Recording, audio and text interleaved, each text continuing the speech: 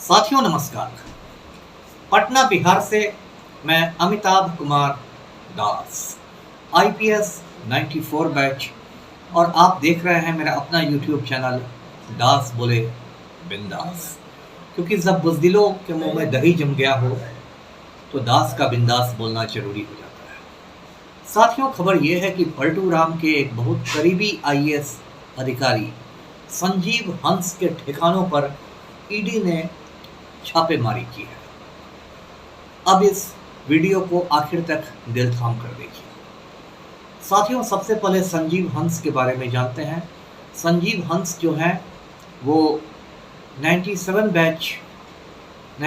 Batch का IAS अधिकारी है, बिहार कैडर का है। ये बेगूसराय का डीएम रह चुका है और भी कुछ जिलों का डीएम रह चुका है। रामविलास पासवान जब केंद्रीय मंत्री हुआ करते थे तो उनका ये ओएसडी हुआ करता था।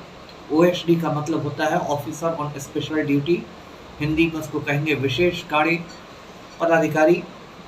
और ये संजीव हंस जो है ये पलटू राम के नवरत्नों में गिना जाता है। जैसे आपने इतिहास में पढ़ा होगा, जो अकबर बादशाह थे तो उनके नवरत्न थे, 9 लोग थे उनके दरबार में जो उनको बहुत प्रिय थे, उनको नवरत्न कहते हैं। जैसे उसमें बीरबल था, टोडरमल था, रहीम थे, अबुल फजल, फैजी, मुल्ला दो प्याजा, मियाँ तानसेन, इस तरह से नवरत्न अकबर के थे। तो पलटू राम ने भी अपने नवरत्न बना के रखे हैं।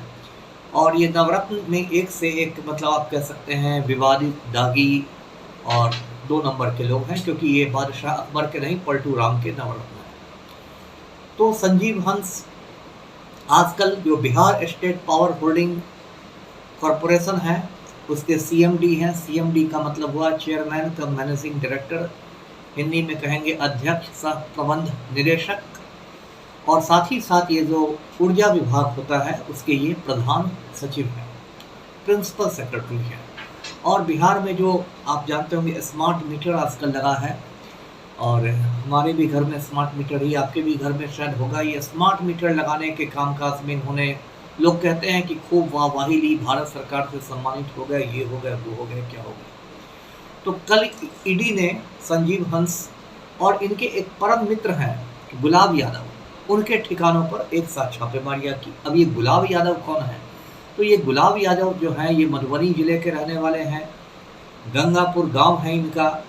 नाम तो गुलाब है लेकिन बहुत कांटों से भरे आदमी हैं, बहुत विवादित आदमी हैं। ये झंझारपुर से विधायक रह चुके हैं। और इनकी पत्नी है श्रीमती अंबिका यादव, वो आजकल एमएलसी हैं, यानी कि विधान पार्षद हैं। और इनकी जो बेटी है गुलाब यादव की, ये मधुबनी जिला परिषद की अध्यक्षा हैं। और ये जो संजीव हंस और गुलाब यादव जो है, समझिए कि एक ही थैली के छट्टे बट्टे हैं, एकदम लंगोटिया यार हैं। और कहते हैं 2 जिस्म एक जान है, और सारे काम बिल्कुल मतलब मिलकर करते हैं। यहाँ तक कि बलात्कार भी लोग कहते हैं दोनों साथ साथ करते हैं। तो इतनी ज़्यादा इनमें दोस्ती है। अब ये जो रेड हुआ ईडी का, जो ईडी की छापेमारियाँ हुई वो 4 शहरों में हुई, नई दिल्ली में, पटना में, मधुबनी में और पुणे में। ये जो पुणे है आप जानते हैं महाराष्ट्र का बहुत बड़ा शहर है। और मधुबनी में तो इसलिए हुआ क्योंकि वो गुलाब यादव का गृह जिला है।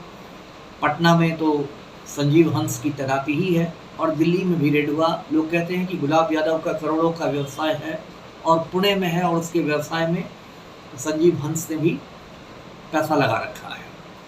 अब ये जो रेड हुआ है ये पीएमएलए के तहत हुआ है। पीएमएलए का मतलब है prevention of money laundering act, यानी कि धन शोधन जो होता है उसको रोकने वाला ये कानून है। धन शोधन को आसान शब्दों में समझिए, जिसको मनी लॉन्ड्रिंग कहते हैं इंग्लिश में, कि काले धन को सफ़ेद धन बनाया जाता है।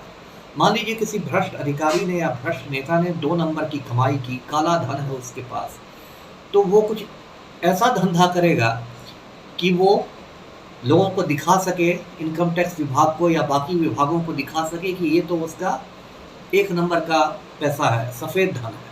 तो इसी को मनी लॉन्ड्रिंग कहते हैं, हिंदी में धन शोधन कहते हैं। और उसी को रोकने के लिए ये पीएमएलए एक्ट बनाया गया है।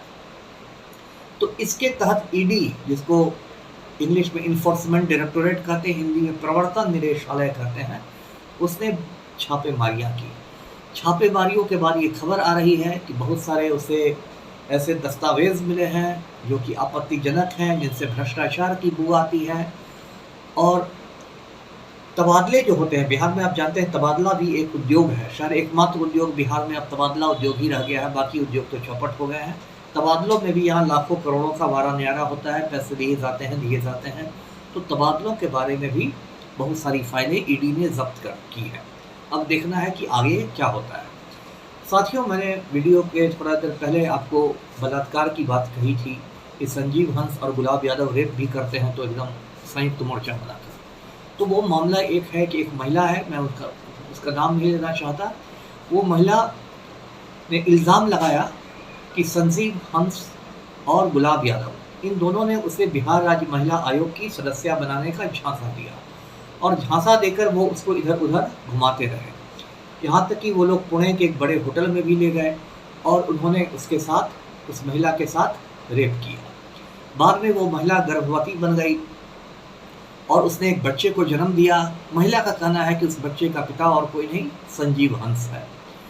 उसके बाद वो महिला बिहार के पुलिस थानों में दौड़ लगाती रही FIR करने की, लेकिन यहाँ सुशासन है, पलटू राम की सरकार है, तो किसी बलात्कारी IAS के खिलाफ तो कोई थाना केस लेगा नहीं। थाना वाले तो सिर्फ गरीबों को लगता है परेशान करने के लिए बैठे हुए हैं।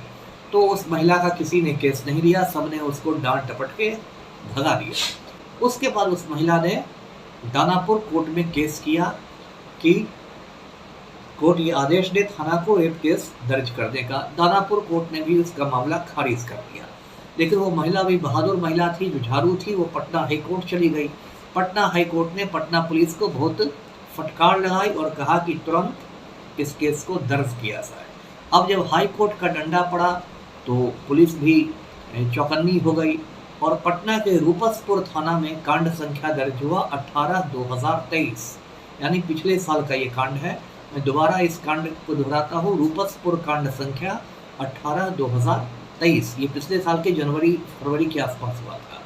ये रेप का केस है और इसमें संजीव हंस और गुलाब यादव को नामजद अभियुक्त बनाया गया है। नामजद अभियुक्त बनाने का मतलब है कि इनको नाम से कहा गया है कि इन लोगों ने रेप किया है और महिला ने इन पर ये गंभीर आरोप लगाया है। जो मेरी जानकारी के अनुसार उस केस का जो सुपरविज़न हुआ, उस सुपरविज़न में महिला के आरोपों को सही पाया गया और पटना पुलिस ने कहा कि हाँ, ये इल्ज़ाम सही है, ये संजीव हंस और गुलाब यादव ने रेप किया था। अगर ये बात सही है, यदि ऐसा सुपरविज़न आया था तो तत्काल संजीव हंस की गिरफ्तारी होनी चाहिए थी और गुलाब यादव की भी गिरफ्तारी होनी चाहिए थी।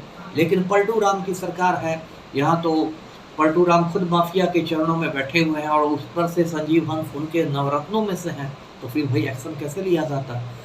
उसके बाद देखिए क्या हुआ कि संजीव हंस अभी भी छुट्टा घूम रहे हैं, उनको एक के बाद एक जिम्मेदारी मिल रही है। बीच में वो PHED विभाग के भी अतिरिक्त प्रभार में थे। ये जो छापेमारियां हुई हैं संजीव हंस और गुलाब यादव पर, इसका एक राजनीतिक मतलब भी निकाला जा रहा है। वो ये है कि एक तरह से नरेंद्र मोदी ने पलटू राम को धमकाने के लिए ये छापेमारियां की है कि ज़्यादा उछल कूद मत करो, अपने 12 सांसदों के साथ सरकार के साथ रहो, इधर उधर जाना चाहोगे तो आज संजीव हंस पर रेड हुआ है, कल तुम्हारे दूसरे दुलरुआ पदाधिकारियों पर रेड होगा और उन छापेमारियों के माध्यम से पलटू राम के गिरेबान पर भी ईडी का हाथ पहुंच सकता है। और ईडी ने जिस तरह झारखंड में हेमंत सोरेन को जेल भेज दिया, झारखंड के CM को, दिल्ली में केजरीवाल को जेल भेज दिया, दिल्ली के CM को, उसी तरह पलटू राम को भी ईडी जेल भेज सकती है। ये काम नरेंद्र मोदी ने पलटू राम को धमकाने के लिए किया है। इसका एक राजनीतिक निहितार्थ भी है। तो फिलहाल पलटू राम के इस दुलरुआ अधिकारी पर रेड हो गया है। आगे देखिए क्या होता है। हो सकता है पलटू राम इस अधिकारी को राज्यसभा भी भेज दें, तो इसमें आपको आश्चर्य नहीं होना चाहिए। मेरे वीडियो को लाइक करें और चैनल को सब्सक्राइब करें। धन्यवाद। जय हिंद।